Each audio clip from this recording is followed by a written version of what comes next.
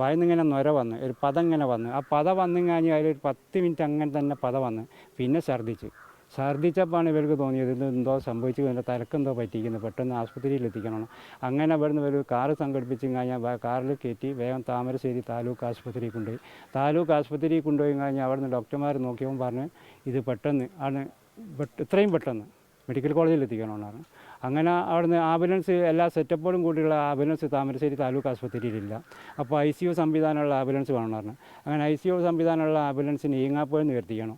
ഈങ്ങാപ്പുഴയിൽ നിന്ന് ആംബുലൻസ് വരുന്നത് വരെ അവിടെ വെയിറ്റ് ചെയ്തിരിക്കുന്നത്, ഒരു മുക്കാൽ മണിക്കൂർ അവിടെ വെയിറ്റ് ചെയ്ത് അവിടുന്ന് ആ ആംബുലൻസ് കയറ്റി ഓക്സിജൻ സംവിധാനം കൂടിയൊക്കെ ഉള്ള ആംബുലൻസാണ്.